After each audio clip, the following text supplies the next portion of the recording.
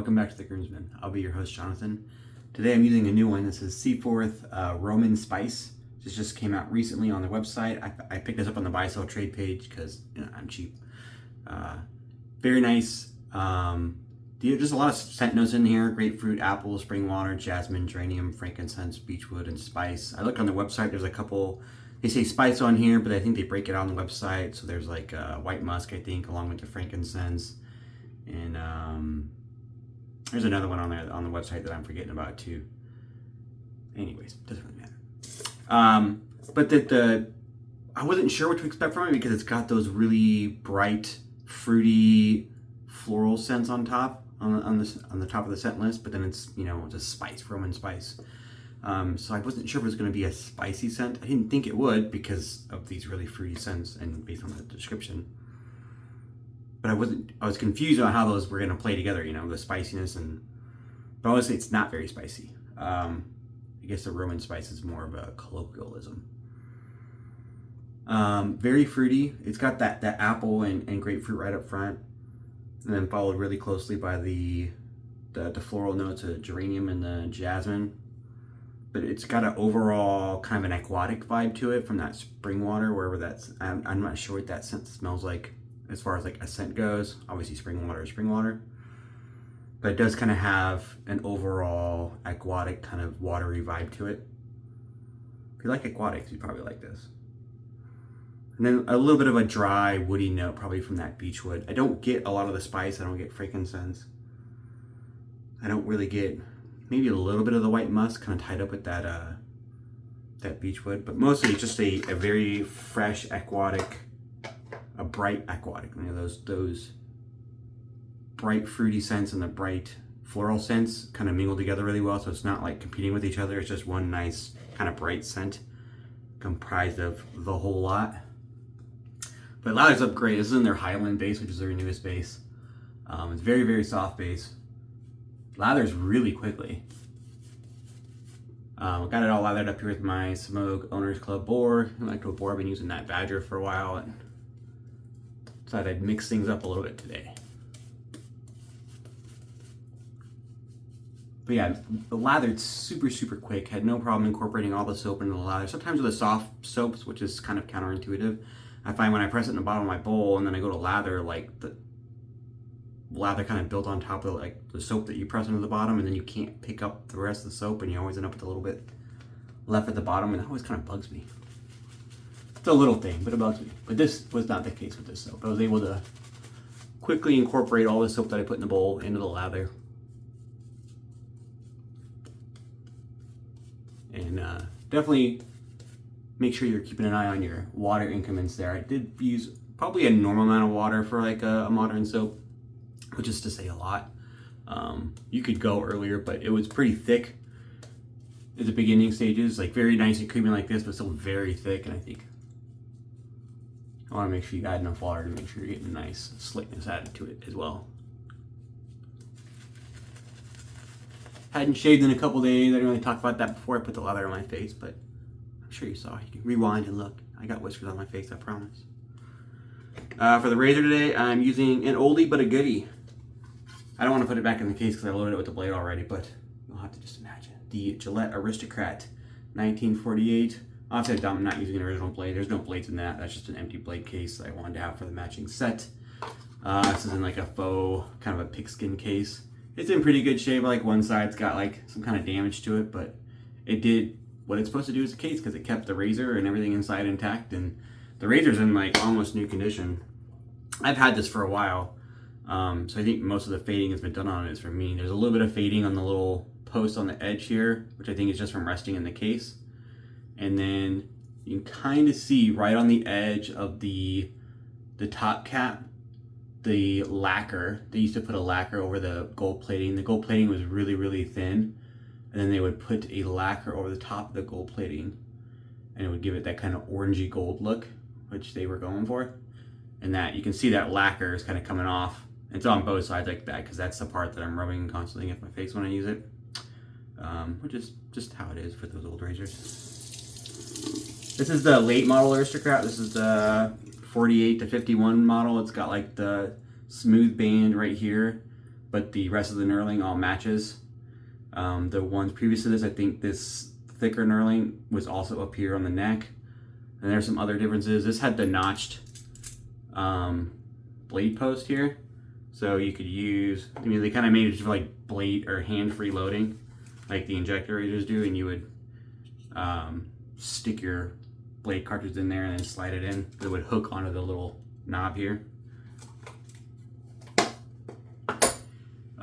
There's a couple other things. They say that the verbiage on the inside of the, where it says like no patent or patent pending or whatever, patent new old stock on package.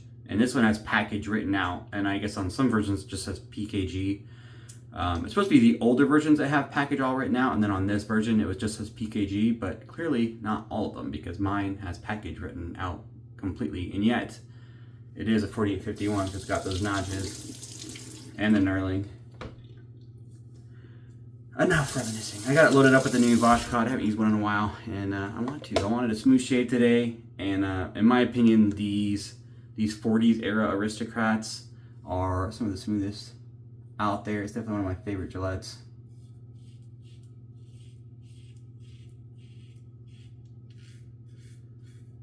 That first stroke, wasn't sure if it was cutting. It was so smooth, I was like, oh no. Maybe I have a false memory and I picked the wrong razor, but no. Very smooth, very mild, but I remember it being efficient. I think it gets there on the end with the against the grain.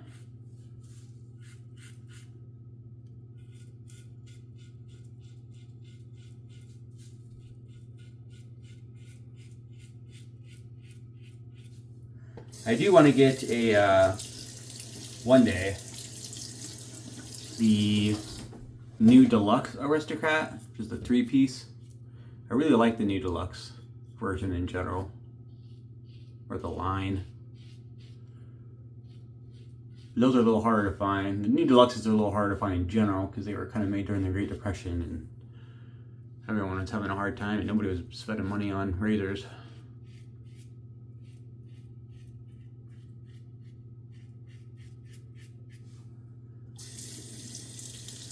They didn't end up selling a lot. I don't know what they did with all the old ones. They just, I mean, I think production was halted, slowed.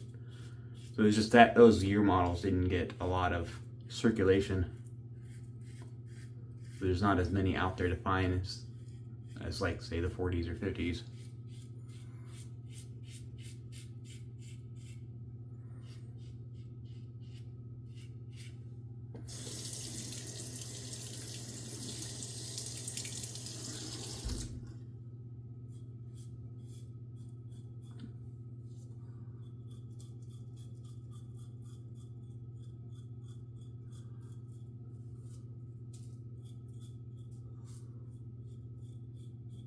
Very, very smooth.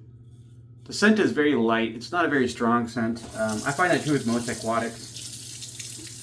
Oh, I just got enjoying the shave for a second there.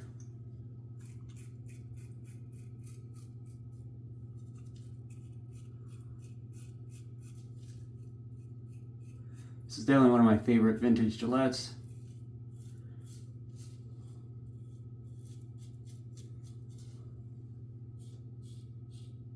The favorite Gillette? I don't know. Maybe. Maybe not. I have another Aristocrat. I have a couple Aristocrats, but I have a single ring Aristocrat. That one's pretty cool. I mean, I like that one a little bit more just because it's more rare. I like the shape from this one better, though.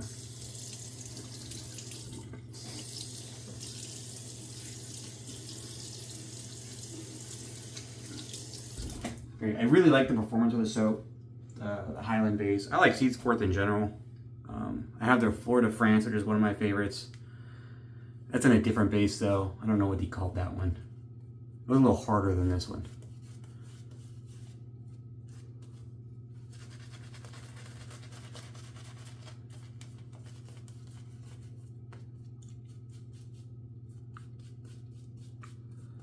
Nice weekend day for me. It's Saturday when I'm doing this shave. Saturday morning. It's a nice quiet house. My family's out doing family stuff. I went to go visit their other grandma, my wife's family. So I got a nice quiet house for a while. I'll be doing chores the next couple weeks while they're gone, and I am able to do something without being interrupted every 5 seconds. I'm gonna be cleaning a room a day. I gotta do the yard today. We'll see. It's supposed to be stormy this whole weekend. We got like severe thunderstorm warnings and hail warnings and everything else. But I need to mow the lawn, so hopefully the nice weather will hold out for a little bit. I need to go buy some more lawn bags for the clippings. Do you guys bag your grass? I used to not bag my grass. And I would just, whatever, stick it on the mulch setting or just, side shoot, whatever. Figured it would just biodegrade and fertilize the yard. My grass has been kind of thatchy recently. I thought about renting a thatcher and kind of getting all that out and aerating the lawn. I thought my first step would be to stop throwing all the dead grass into there and kind of making the thatch. That might make the lawn a little healthier. I don't know. I don't really know what I'm doing. I usually just go mow it. But this year I've been bagging. I just got some lawn bags, and there's a center just down the way from my house where they have a couple collection dumpsters for lawn clippings only. You just go and dump in all your grass and leaves and stuff. Quite convenient.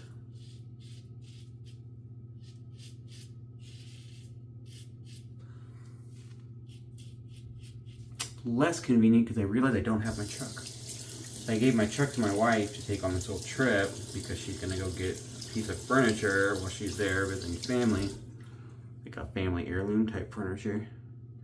So she wanted the truck to do it because it wouldn't fit in her little SUV. Okay. She took the truck, which is not a big deal. I don't care. I don't mind driving the new car. My truck's pretty old. I like a 2011. Paid off. Which I like. Obviously it's paid off. It'd be hard to not have it paid off. Well, I guess I didn't imply that I bought it new. I bought it new back in 2010, 2011. I think it was 2011. And keeping that sucker till it dies.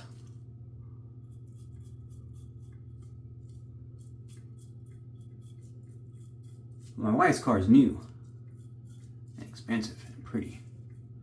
And I just realized that's the car yet. And I don't know that I want to put grass clippings in the back of that. I mean, it'll be in a bag. It'll probably be okay.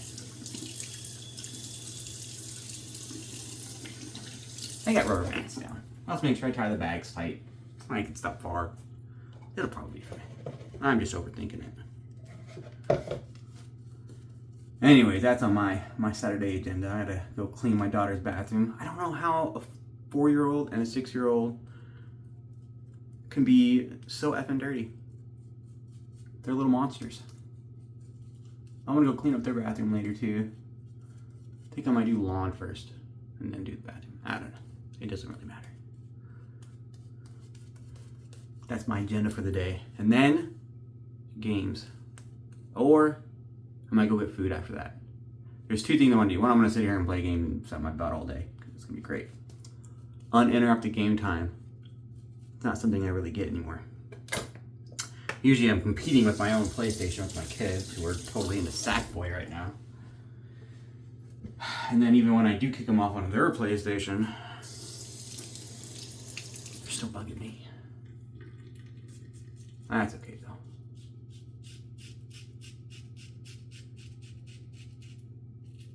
But I did also want to go get they just opened a Korean food restaurant here, which I am very excited about. I've been actually complaining about since I moved up here. Probably not since I moved up here. It's not like my #1 complaint, but we have not had, when I first moved up here, whatever it was, 7 years ago or something, not a lot of ethnic food.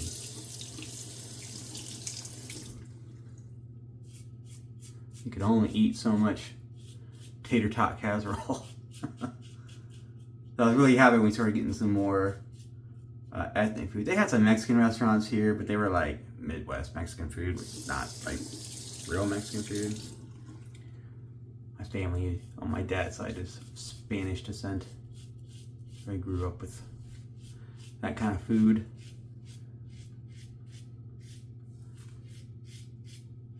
And I grew up in Arizona, so that kind of food's everywhere. So I'm probably a little biased on that, but if I get Mexican food and it's covered in mozzarella cheese instead of cheddar, I know right away it's going to be a bad day.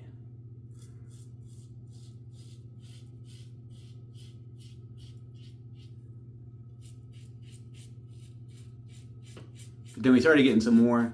We got another better Mexican restaurant here. It's a little expensive, but their street tacos are pretty good. They're a little heavy on the cilantro. You know, some restaurants are like that. Not a big cilantro fan. I don't mind a little cilantro, but they're like heavy cilantro. Like if you order the steak tacos, it comes with onions and cilantro kind of like on the side to put in your taco, and it's like you can't even see the onions because of how much cilantro they put on top of the onions. It's nuts.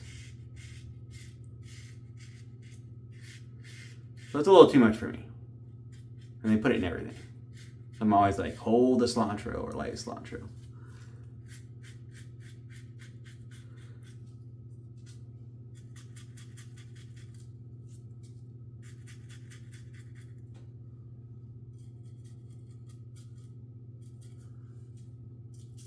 Then we finally got an Indian food restaurant up here too. That was amazing. I love Indian food. It's one of my favorite foods. Korma, if you ever go, chicken or lamb.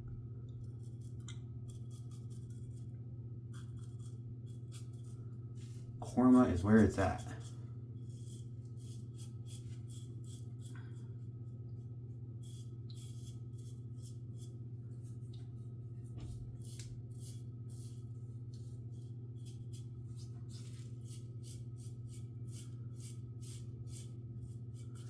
I still smell the scent. Like I said, it's not a very strong scent, but I can still smell it on my face while I'm shaving. Mostly the kind of sweet, fruity scents, the apple, a little bit of the floral, and the aquatic note are like ones that really stand out as I shave. I like it. It's nice. It's light. It's fresh. It's not something I would normally get. I'm not big in aquatics. I've got a couple, but I don't use them very often. They're just not really in the wheelhouse of my scents. I usually prefer something a little more distinctive. Like aquatics are a little more light, you know, kind of hinting around. I prefer a nice punch to the face with the scent. I want to know what it is. So usually why I like ouds and dark woody scents or bright citrus scents. Anyways, I digress. The shave was really good. 3 passes. I got one little spot right there.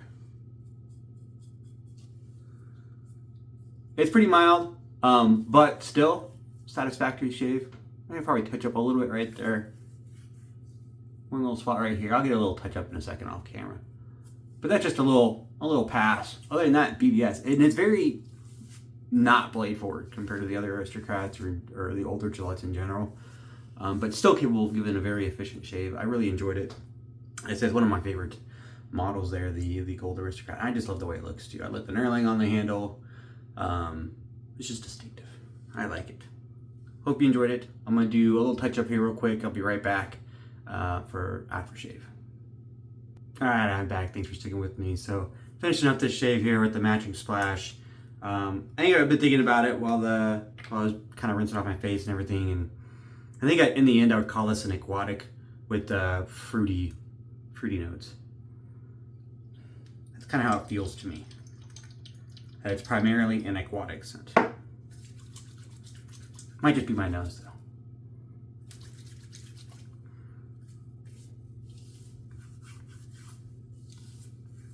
I was like, just a little bit of burn. I got like a little spot right here that I went a little close on.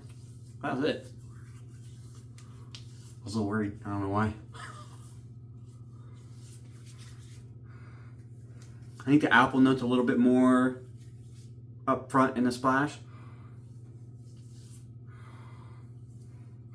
I think I get a little bit more of the musk in the splash as well. I don't really get any of the musk when I scent the soap.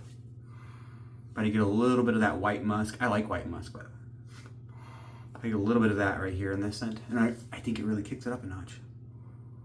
I like it. I like it a lot better. It's just that one little scent.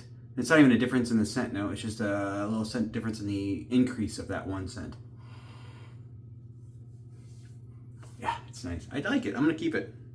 It's a good stuff. I like Seaforth in general. I like this one. I got another one recently, Black Watch. I haven't used it yet. That one's more of a heavy scent, incensey, musky. I sniffed it out of the tub. Wasn't sure about it, but I'll probably give that a try here pretty soon too. But I hope you guys have a good weekend. I'm gonna go get some chores done, and I'll see you here next time.